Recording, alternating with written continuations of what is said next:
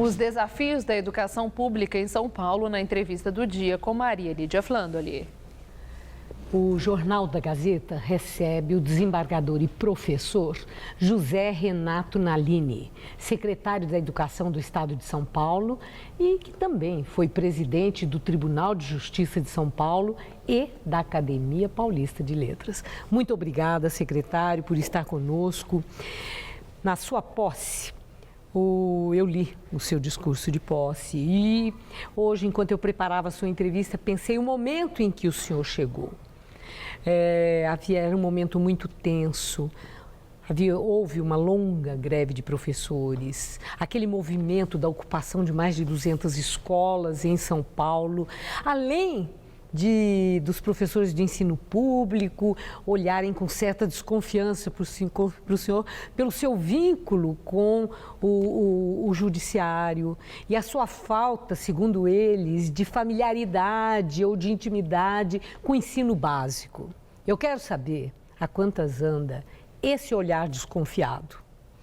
Maria Lídia, eu aceitei esse convite que, na verdade, foi uma intimação do governador, a quem eu respeito muito e sei da idoneidade, porque eu acredito que a educação é uma questão de justiça. Alguém do judiciário vai poder entrar num universo que é bastante complexo, porque nós temos uma normatividade imensa, há muitas leis, há muitas categorias funcionais, há uma legislação que precisa ser desbastada. Nós precisaríamos fazer com que a Secretaria tivesse um banho de gestão e, ao mesmo tempo, uma organização normativa. Então, estou cada vez mais convencido de que a educação é uma questão de justiça.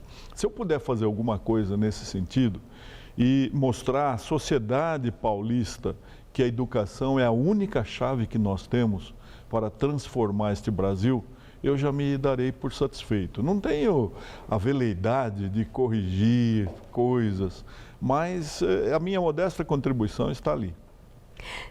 No discurso de posse, o senhor disse que a escola pública é o espaço predestinado a qualificar jovens para o trabalho e para o exercício da cidadania.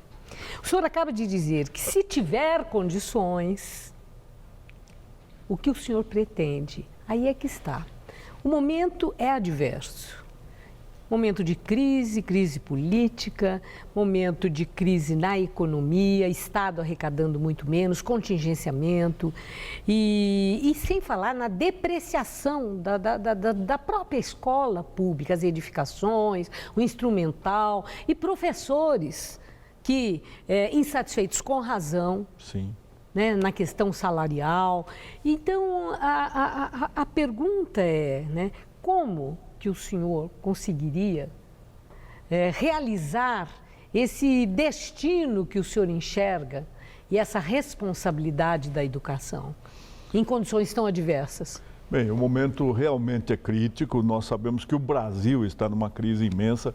Outros estados da federação estão em situação até muito pior do que São Paulo. São Paulo está honrando os pagamentos. São Paulo não parcelou salário, não é? São Paulo está pagando uma bonificação que é o máximo que nós conseguimos atribuir ao magistério. E eu confio muito no magistério, Maria Lídia, porque você acabou de dizer, nós tivemos 200 escolas com problemas na reorganização, quando são 5.400 as escolas da rede pública estadual.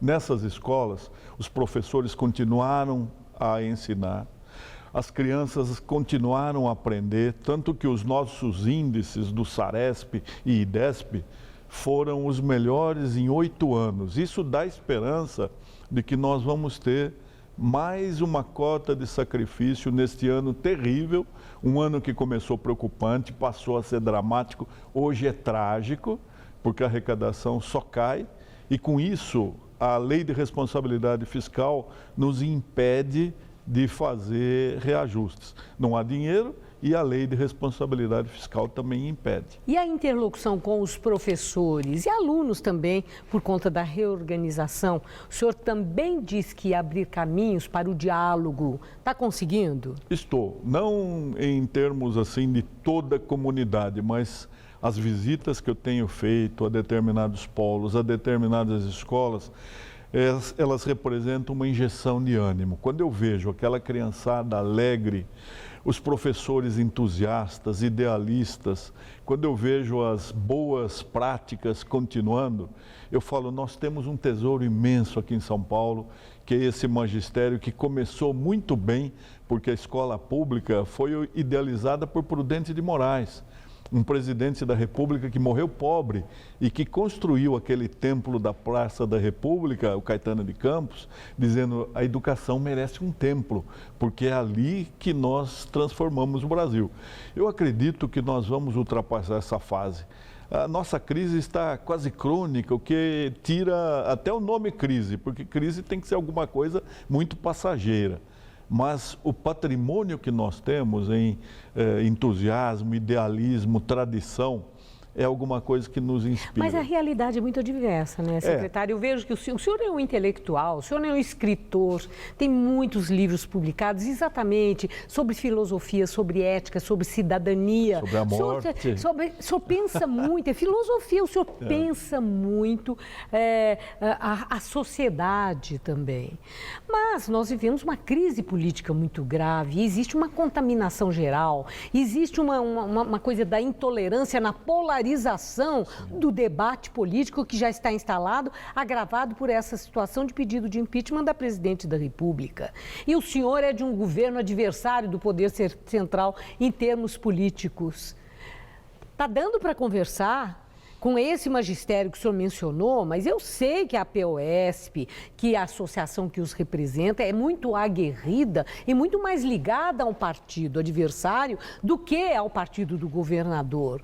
Como é que essa coisa está acontecendo? Maria Lídia, eu faço o jogo da verdade, eu não minto, eu mostro a situação, eu mostro o orçamento, eu mostro a queda de arrecadação e peço a todos eles que me auxiliem, porque eles têm assessoria de DIEESE, assessoria de pessoas que são muito vinculadas às finanças, são pensadores.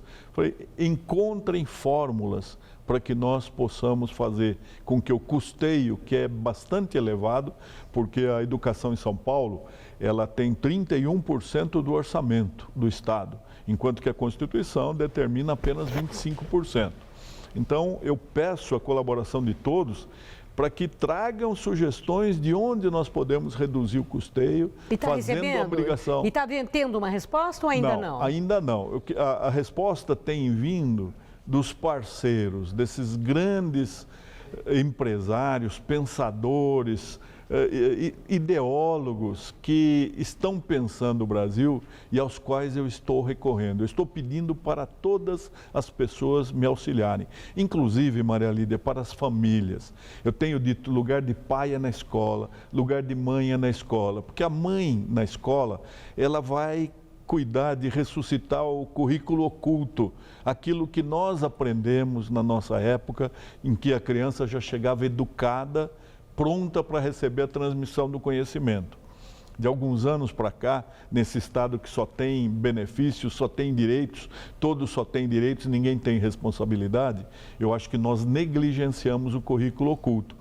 Então, no momento que nós tivemos a família dentro da escola, a sociedade lembrando que é dever dela a educação, porque a Constituição diz isso, Maria Lídia. Então, a minha origem do judiciário é muito importante nesse sentido.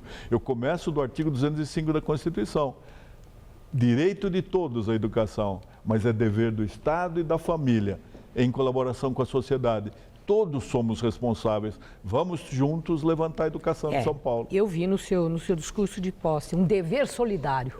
Né? Usou essa expressão. Mas o momento está muito difícil também, porque há esse ingrediente gravíssimo que é a corrupção, que ultrapassou os muros da escola, chegou na educação em São Paulo, na escola pública, na educação pública, o escândalo da merenda, onde a palavra escândalo parece que compõe muito mais, por ser a área da educação.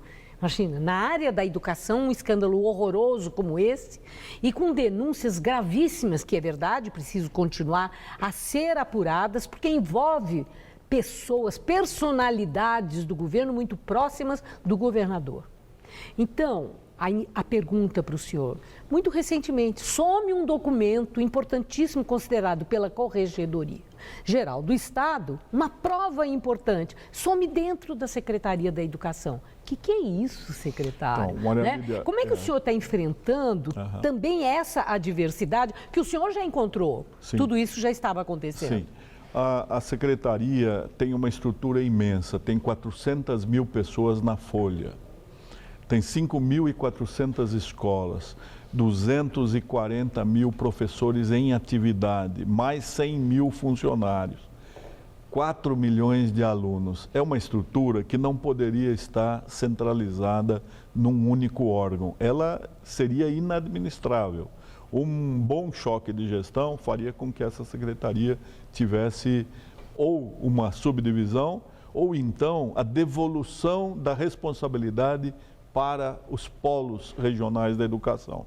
Agora, é bom que a sociedade saiba que ainda está se apurando essa questão, mas se houve propina, pelo que nós verificamos, seria no máximo 2 milhões de reais, quando a bonificação para os professores chega a quase 500 milhões. Então, eu tenho recebido muitas indagações, porque havendo a propina, havendo o escândalo da merenda, só falta dinheiro para os professores.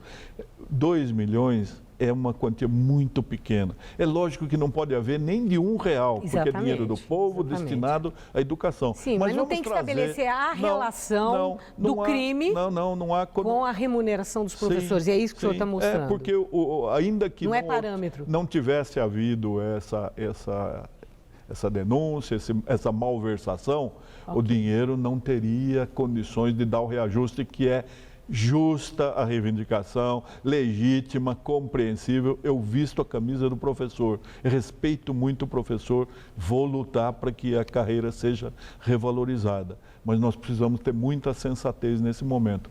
O que nós menos precisamos para essa juventude, para essa infância, é de greve. Nós precisamos devolver a eles a esperança. Secretário, nosso tempo terminou. Eu desejo ao senhor muito boa sorte, porque acho que o senhor precisa dela. Preciso, Maria Lídia. Muito obrigada, uma boa noite. Para você também. Gamberini.